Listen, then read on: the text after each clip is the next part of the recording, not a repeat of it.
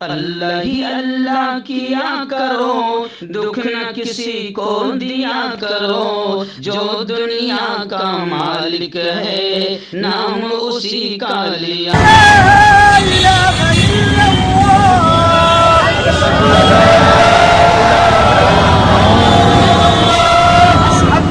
أن محمدا رسول الله أشهد أن محمدا رسول الله۔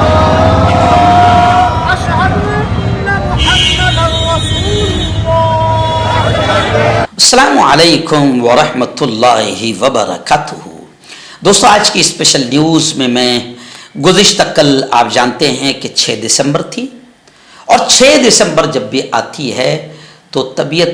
میں عجیب سا بوجھ محسوس ہوتا ہے، ایک افسردگی، ایک غم ہوتا ہے، آنکھیں نم ہوتی ہے۔ اس کی وجہ یہ ہے کہ ہمارے پیارے ملک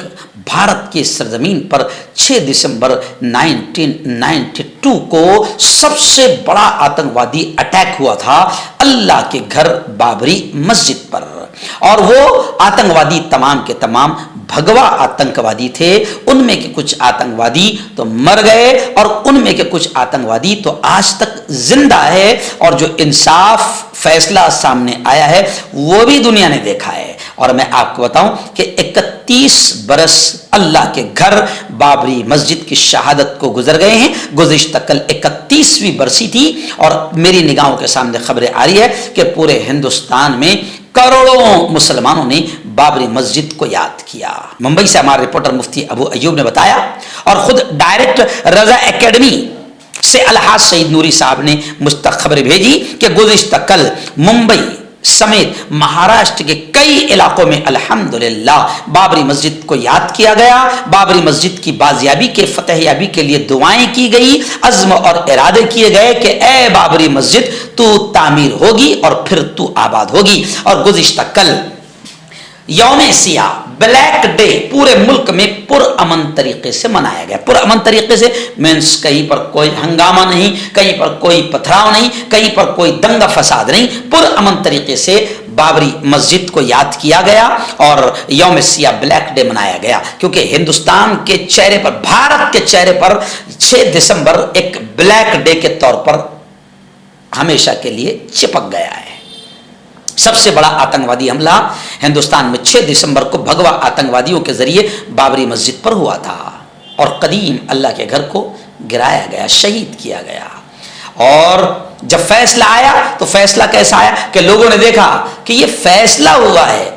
انصاف نہیں ہوا، فیصلہ ہوا، مگر پھر بھی اہل ایمان نے، مسلمانوں نے پرامن طریقے سے اس فیصلے کو قبول کیا۔ اس وقت بھی جب فیصلہ آیا تھا مسلمانوں نے کہیں بھی دنگے فساد اور کہیں بھی پتھراؤ نہیں کیا، پرامن طریقے سے۔ تو کل 31ویں برسی بھی پرامن طریقے سے منائی گئی، حالانکہ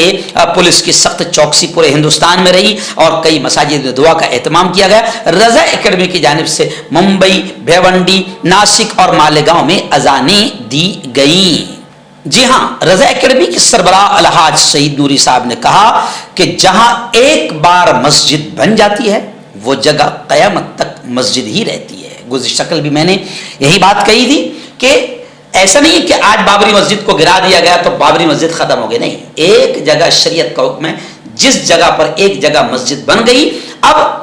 وقت اور حالات کے اعتبار سے بیچ میں کچھ بھی ہو لیکن وہ جگہ قیامت تک مسجد ہی رہے گی، چاہے وہاں پر آپ کچھ بھی بنا لو۔ خیر، مہاراشٹر کے اورنگ آباد میں بھی کل جماعتی وفاق مسلم نمائندہ کونسل کا ایک شاندار اجلاس ہوا، جس میں بابری مسجد کو یاد کیا گیا، علماء اور دانشوران نے خطاب کیا، اور اس دوران علماء نے یہ کہا کہ فلسطینیوں نے مسجد اقصی کے لیے اپنی جانیں قربان کر دیں اور ہم بابری مسجد کے لیے کچھ نہیں کر سکے۔ جی ہاں، مسجد کی شرعی حیثیت کیا ہے اس کو بھی بہت تفصیل سے بتایا گیا۔ کل ملا کے یہ کہ گزشتہ کل پورے بھارت میں بابری مسجد کو یاد کیا گیا۔ 31ویں برسی کے موقع پر ایودھیا میں بھی ہائی الرٹ تھا، چپے چپے پر پولیس تعینات تھی، متھرا، کاشی اور وارانسی میں بھی سخت ترین حفاظتی انتظامات تھے، اور ہر طرف اہلیہ نے، ہند نے، بابری مسجد کو یاد کیا۔ مہاراشٹر کے ناندیڑ سے بھی خبر آ رہی ہے کہ مہاراشٹر کے ناندیڑ میں باقاعدہ مسلمانوں نے ناندیڑ نے بند منایا، تمام کاروبار مکمل طور پر گزشتہ کل بند رہے اور مسلم نمائندہ کول سنگھ کی جانب سے باقاعدہ احتجاجی مظاہرہ بھی ہوا۔ ایسے ہی پربنی وغیرہ میں بابری مسجد شہادت معاملے کو لے کر مسلمانوں کے ساتھ انصاف ہو،